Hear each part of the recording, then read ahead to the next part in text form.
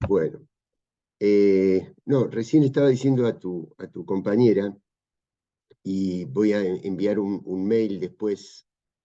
Ya tengo preparada la consigna número 6. Eh, Voy a enviar un mail, porque en los cuatrimestres anteriores me pedían mayor cantidad de clases sincrónicas y a mí me parecía bien. Este cuatrimestre hemos tenido varias, en las últimas no ha habido participación, cosa que yo entiendo, porque si se superpone con horarios de trabajo, con otras cosas, justamente por ser modalidad virtual. Pero ustedes entenderán que aunque sea en modo virtual, yo en algún momento necesito verle las caras y escuchar.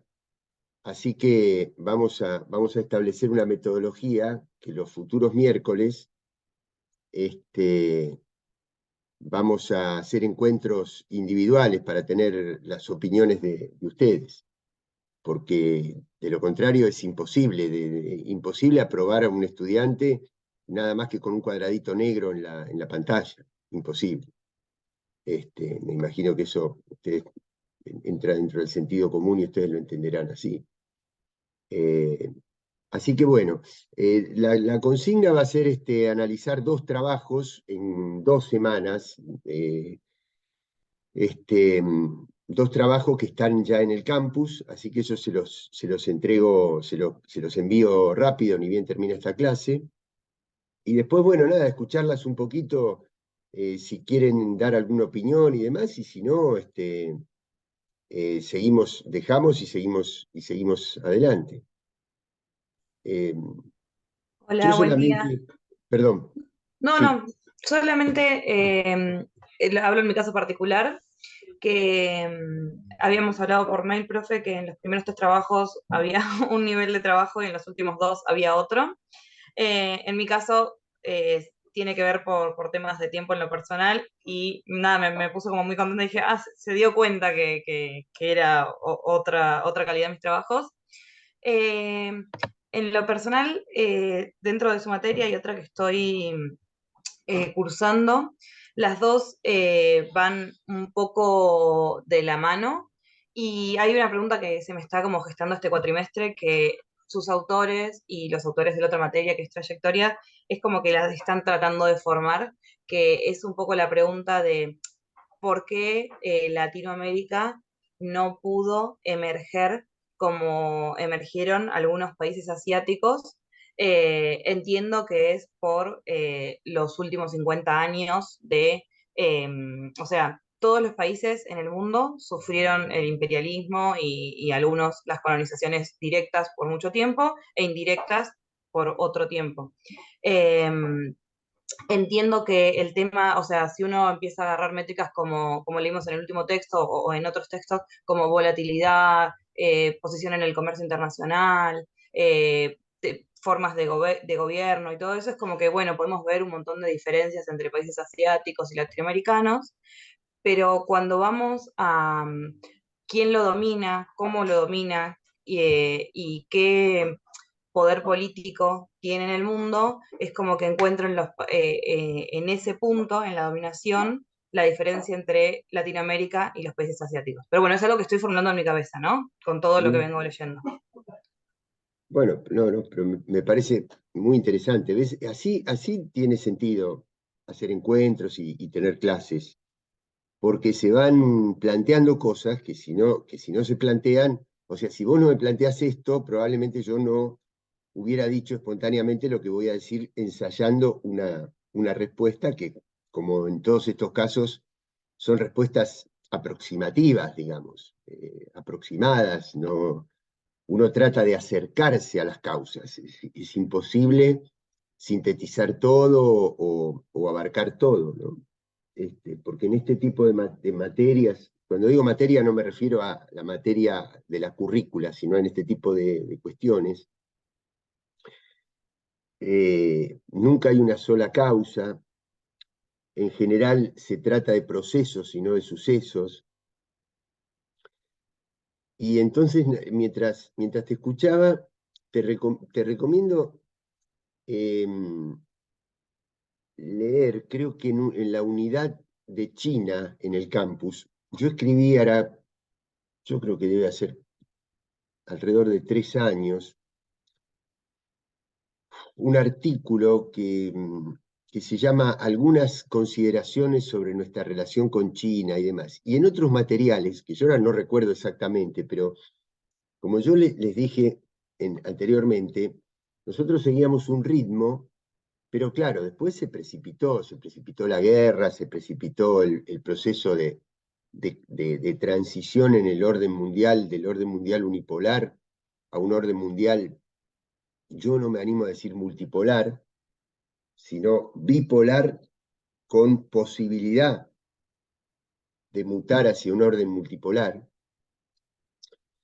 y donde por nuestras propias convicciones nosotros creemos que América Latina debería ser uno de esos bloques de poder, Europa debería ser uno de esos bloques de poder, si fuera capaz de romper el alineamiento que tiene, fundamentalmente por lo que brinda la OTAN con, con, con los Estados Unidos. El proceso europeo, mientras se basó en la cuestión social, era un proceso imperialista hacia afuera, porque se sostenía con todo lo que recogía de las colonias africanas, fundamentalmente, pero hacia el interior trataba de crear instituciones de inclusión social y de igualación social. Estoy hablando décadas de los años 60, 70 e inclusive 80. Pero claro, ya en los 80 surgen los modelos neoconservadores de Reagan en Estados Unidos y de Thatcher en Gran Bretaña, y Europa pasa del modelo de integración social al modelo de integración financiera, que termina en el euro. Y entonces se le hace cumplir a los países, es decir, en lugar de compensar a los países más pobres, como hacía la etapa anterior de la integración europea, hay un proceso inverso, digamos. Se fija, para poder ingresar al euro, se fijan metas fiscales y financieras que los países más atrasados no pueden cumplir. Entonces las tienen que cumplir con ajuste y con planes de austeridad. Y entonces, a partir del ajuste y de los planes de austeridad, la brecha entre los países más desarrollados de Europa y los menos desarrollados se amplía en lugar de achicarse. Y es ahí donde surgen las protestas, la disconformidad con el modelo de integración europeo, y se pasa de una etapa en que los países europeos querían ingresar, por eso Europa pasa de un proceso inicial de 6 países a tener 28. Pero ahora han surgido, además del Brexit, en distintos países, alternativas de fragmentación de la integración europea, que hasta ahora no se han concretado, pero que indudablemente aumentaron el clima de disconformidad, de malestar con la integración. ¿Por qué? Porque hoy pertenecer a la integración europea no da tantas ventajas, por no decir que da algunas desventajas, respecto de lo que sucedía en las décadas anteriores. Entonces, mientras Europa siga en esa tónica de alineamiento con el capital financiero globalizado, no va a poder convertirse en un bloque autónomo de poder que tenga un juego propio en este proceso de multipolarización del mundo. Pero algunos rasgos hay.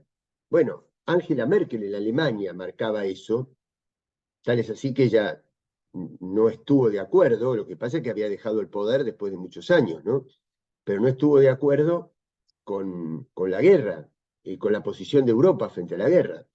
Y el alineamiento tan automático con la OTAN y con los Estados Unidos.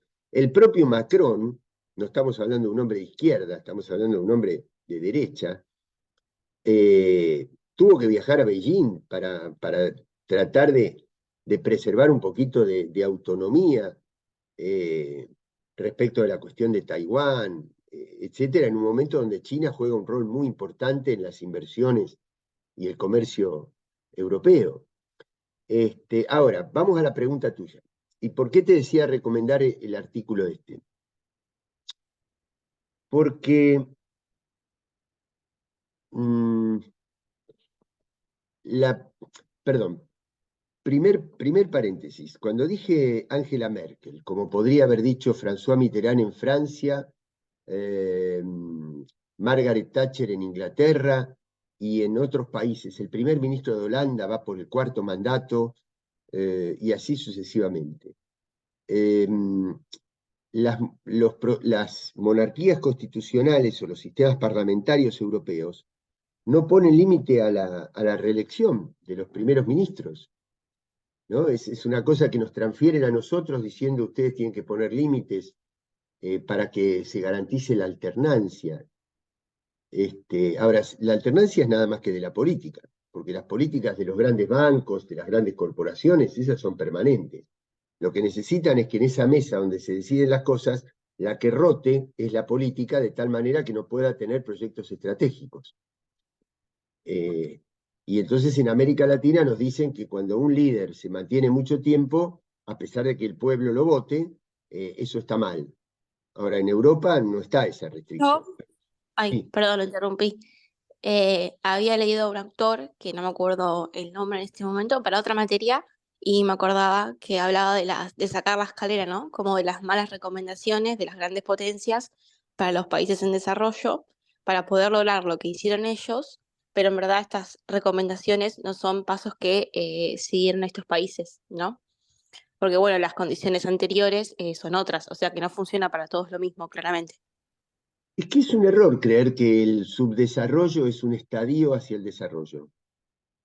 Es un error. Hay un artículo, hay un video en el campus que creo que se llama Desarrollo, Subdesarrollo y Teoría de la Dependencia, eh, donde tratamos de explicar esto, ¿no? Hay autores que dicen, si ustedes cumplen determinados pasos se van a desarrollar, y otros autores dicen, no es cierto eso, porque el subdesarrollo no es una etapa en el camino al desarrollo, sino que es el precio que se paga para que otros países puedan estar desarrollados. Es decir, para que determinados países puedan estar desarrollados, otros tienen que estar subdesarrollados. Por eso, para poder conseguir el desarrollo, y también hoy hablar de desarrollo hay que hablar con pinzas, porque si nosotros creemos que estar desarrollados es que todas las ciudades de la Argentina tengan calefacción en las veredas, como las ciudades de Canadá, y no nos alcanzarían 3, 4 planetas Tierra en cuanto a recursos energéticos para eso. Así que lo que hay que hacer es resignificar el término desarrollo. Pero aún así, para tratar de tener modelos más inclusivos, con pleno empleo, etc., lo que hay que hacer es romper la colonización, lo que hay que hacer es romper la dependencia con el desarrollo. Romper los condicionamientos. Bueno, acuerdo con el Fondo Monetario Internacional. Esas son las condiciones, esas son las recetas para conseguir el desarrollo. Esas son las recetas para haber llegado a la situación donde estamos. Pero vuelvo a la inquietud de Victoria.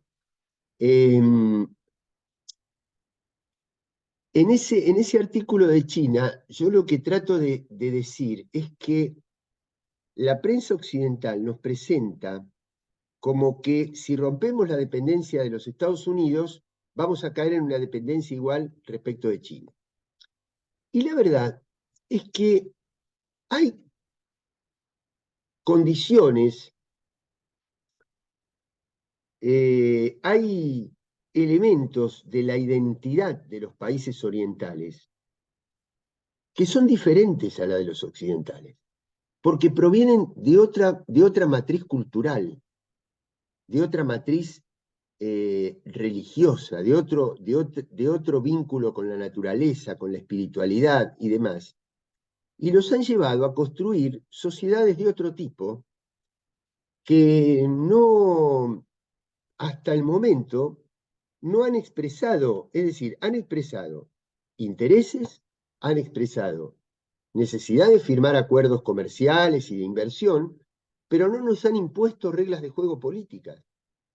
Tienen un planteo más colaborativo, más cooperativo de la asociación comercial y de la asociación económica. Y por eso no es solamente América Latina la que está en disputa, sino África también. Y los países africanos se han sentido más cómodos con algunos proyectos de inversión hechos por China que por los proyectos de inversión hechos por las potencias occidentales, que lo que han hecho es impedirles cualquier tipo de desarrollo autónomo y les mantienen golpes de Estado permanentes, extracción de sus recursos y demás. ¿Por qué? Y aquí voy a poner un elemento que trata, que es una de las vertientes para ensayar una pequeña, no sé si respuesta, pero un complemento a lo que vos planteabas. Y ahora no me voy a referir a un país socialista como China, un país políticamente socialista donde hay economía de mercado, pero no es un país capitalista clásico. Pero sí me voy a referir, sí, a un país capitalista clásico que es Japón. En los años 70, cuando se produce la crisis del petróleo, y creo que eso quizá en algún video lo hayan visto ustedes, cuando se produce la crisis del petróleo, se reúnen las tres grandes vertientes de países industrializados: los Estados Unidos, Europa Occidental y Japón. Y cada uno de los tres toma áreas de influencia. Y Japón es el que toma el este asiático. Todavía China estaba mirándose hacia adentro, estaba tratando de conseguir desarrollo hacia adentro, no había salido, no había salido a conquistar otros espacios económicos, estaba tratando de sentar las bases de su propio desarrollo. Pero Japón era la segunda economía del mundo, Alemania la tercera. Y entonces Japón es un poco el modelo de todo el resto de los países del este asiático.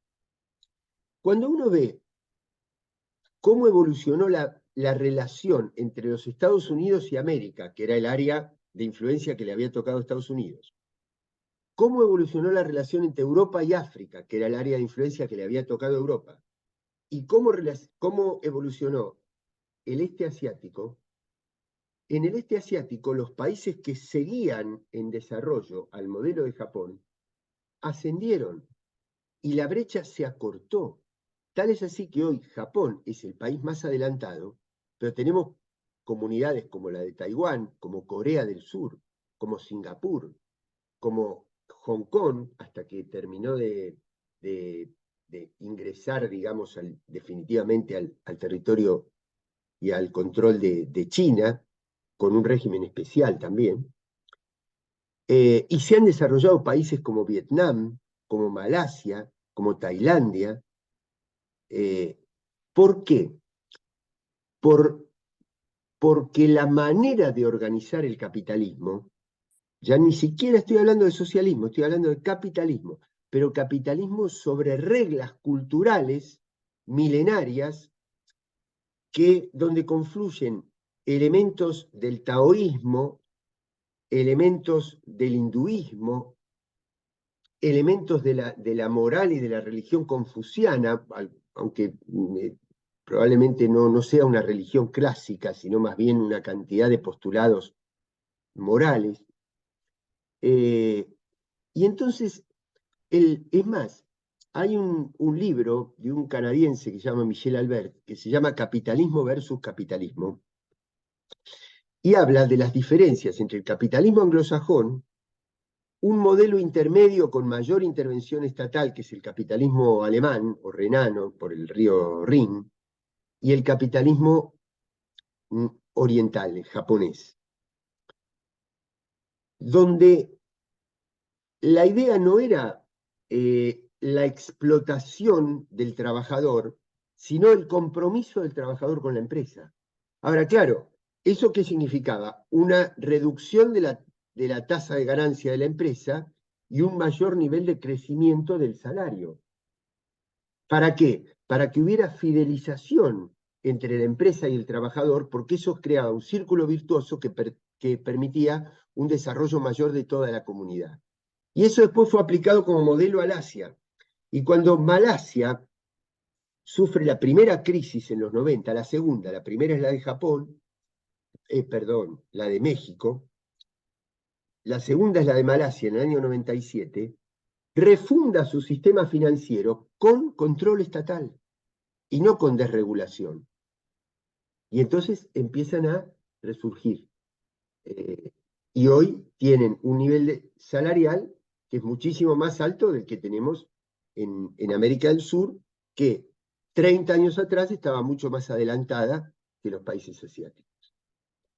Y en América, bueno, claro, porque nos tocó ser el patio trasero, porque nos tocaron los golpes de Estado y las dictaduras, y porque cuando tuvimos gobiernos populares a principios de este siglo, no terminaron de concluir, no terminaron de completar, digamos, el proceso de autonomización financiera que se hubiera logrado con un mayor nivel de integración, con el Banco del Sur, con una nueva arquitectura financiera, con una moneda de intercambio regional, y eso, claro, se produjo en el año 2010 la muerte de Kirchner mientras era secretario de UNASUR, a principios del año 2013 muere Chávez, después desalojan a Dilma Rousseff de la presidencia de Brasil, una cantidad de factores que terminaron desgastando esos procesos y restituyendo proyectos neoliberales en la región de los cuales todavía no hemos podido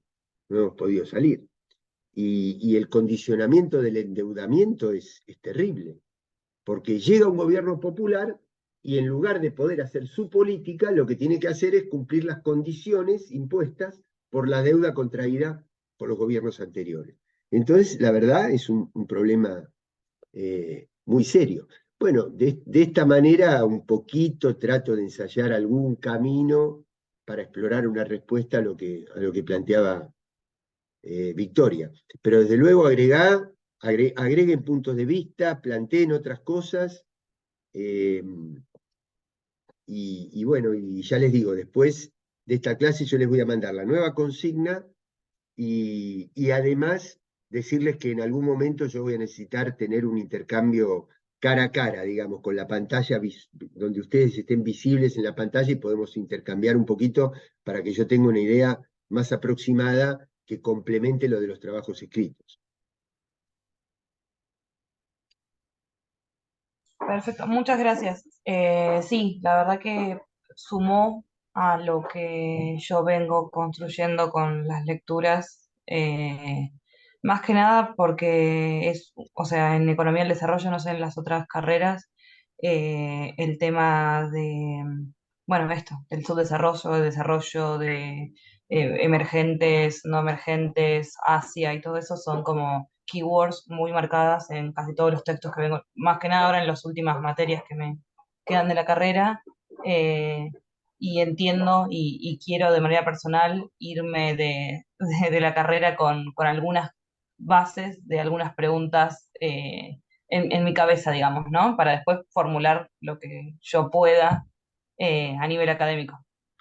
Mira, te recomiendo una cosa. Googlea después, que quizás ya lo sepas y hayas leído más que yo de eso, pero bueno, googlea Teoría de la Desconexión de Samir Amin, un premio Nobel de Economía, pero hay una versión argentina de la teoría de la desconexión que está escrito, es un libro escrito por José Svatela, S.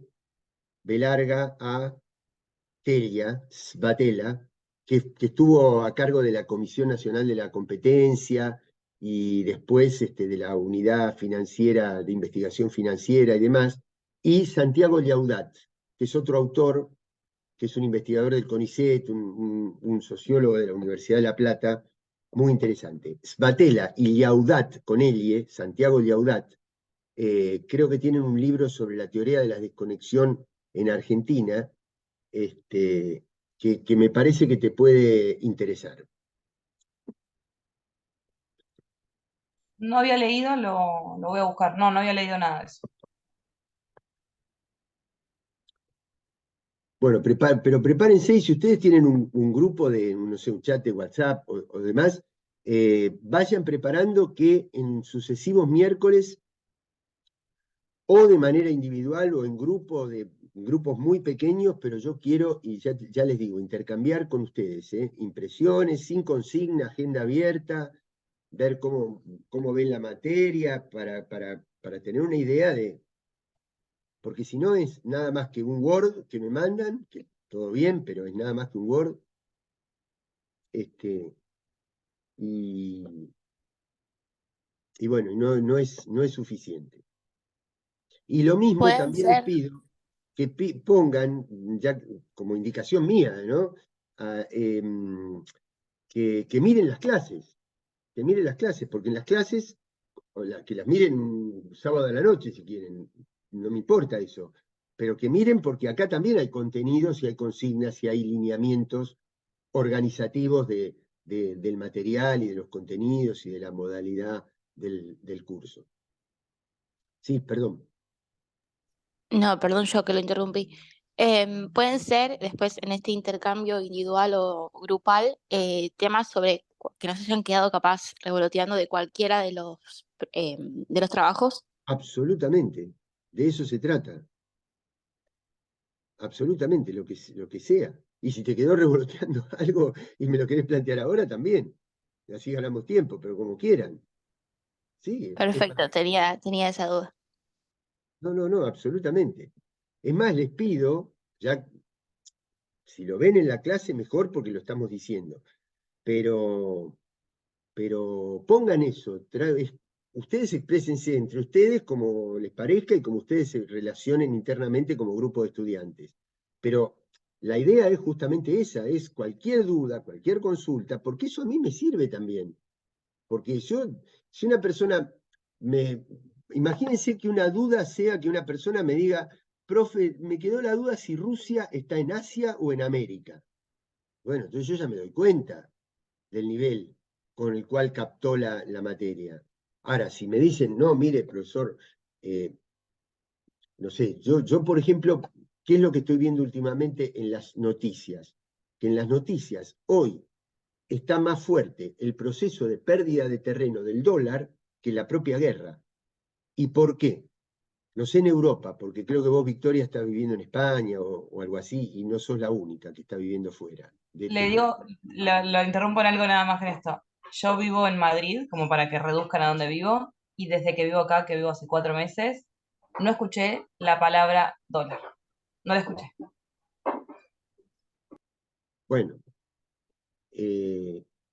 miren, para mí es clarísimo, digamos, los Estados Unidos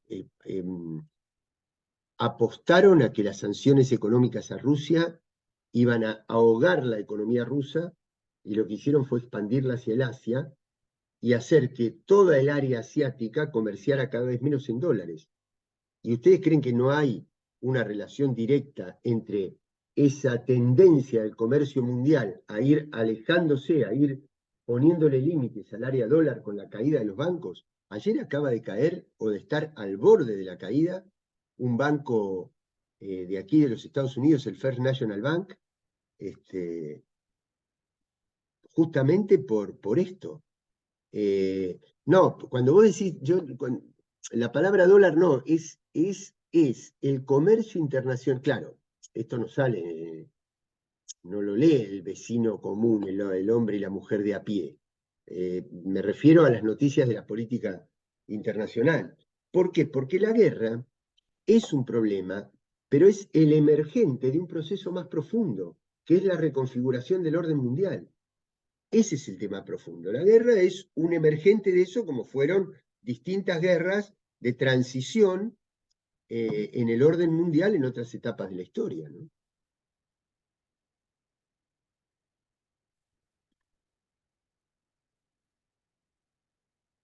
Ahora está, bueno, no, listo. Bueno, ¿qué más?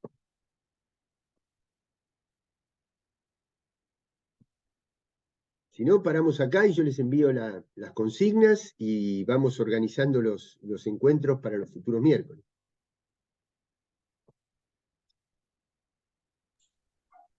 Pero que yo en lo personal, ahora voy a mandar, tenemos un grupo de WhatsApp que están Juli y Cande. Voy a mandar esto que dice usted. Lo que podemos hacer es como hacer un consenso en el grupo y poner que sea la reunión como o personal, porque capaz cada uno tiene dudas como muy puntuales. o en el grupo capaz dicen, no, hagamos y preguntemos dudas que capaz tenemos todos. Y puedo enviarle por mail, o sea, ahora mando al grupo, chicos, están esas dos opciones, o hacerlas en grupo y que todos hagamos capaz un punteo de dudas que son grupales, o que cada uno despeje las dudas en personal, digo, puntualmente, y cuando tenga más o menos esa respuesta del consenso del grupo, se lo envío por mail si quiere. Sí, perfecto, perfecto. Inclusive, pero se pueden hacer las dos cosas. Las dudas de conjunto, yo las respondo en conjunto. Pero eso no quiere decir que evitemos un contacto interpersonal, aunque sea uno en el cuatrimestre con cada una con cada una y uno de los estudiantes. También ustedes se pueden unir, por ejemplo, que me digan, miren, en lugar de reunirnos de a uno, nosotros quisiéramos reunirnos en un pequeño grupo de 3, máximo 4 personas. Entonces hacemos un pequeño conversatorio. Eso lo dejo a criterio de ustedes, no hay ningún problema, pero yo tengo que sí o sí tener algún contacto individual con cada una y uno de ustedes de aquí a que termine el cuatrimestre, que tampoco queda tanto tiempo, pues ya lo estamos promediando. ¿Se Y una entiende? pregunta para mandar al grupo. Entiendo que usted ahora está en Estados Unidos y tiene otra banda horaria. ¿En qué banda horaria se podrían hacer las No, reuniones yo me individuales? adapto, yo me Ah, ok. adapto. No, yo me puedo adaptar. Por eso sería interesante. Yo lo voy a poner igual en un mail también, pero si vos lo decís en el grupo, refuerza, es mejor, que me envíen, yo mientras cubra a todas y todos los estudiantes, no tengo problema en concertar con cada uno o con cada grupo en el horario que me sugieran. Por ejemplo, si alguien me dice, mire, profesor, yo todas las mañanas trabajo, nos vamos a tener que reunir a la tarde, yo no tengo problema. Y más que en este momento, la diferencia que tengo con Buenos Aires, no es tu caso, pero la diferencia que hay con Buenos Aires es 1 hora nada más, así que es igual. Yo tengo 1 hora menos aquí. Aquí son 8:17 de la mañana.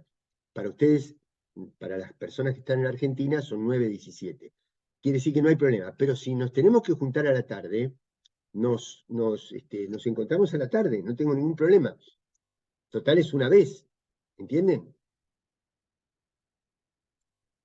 Perfecto. Bajo esa consigna al grupo, así la tienen todos en cuenta y le digo que quien ya tenga más o menos definido, que envíe un mail, diga, bueno, soy tal persona. Y me envía personal y concertamos o personal o con, ya te digo, grupos de máximo de 4 personas y me dicen, podemos concretar y me dan 2 o 3 opciones, puede ser tal día, yo les digo, bueno, de estas que me dieron, en esta es la que yo puedo y ahí nos encontramos. Un ratito, no va a ser largo. Yo con un ratito que converse con ustedes, ya más o menos me doy cuenta de por dónde andamos en la materia.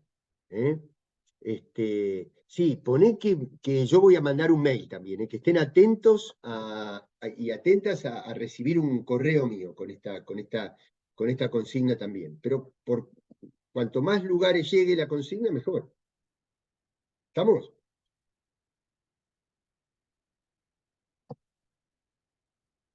Perfecto. Y con camarita, con camarita, no, los quiero ver también. No el cuadradito negro con el nombre, camarita.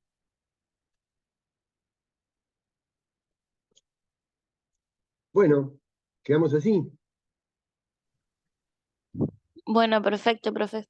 Bueno, en principio como clase grupal nos estamos viendo en 2 miércoles, porque la consigna les voy a dar otras 2 semanas para la consigna, pues son 2 trabajos.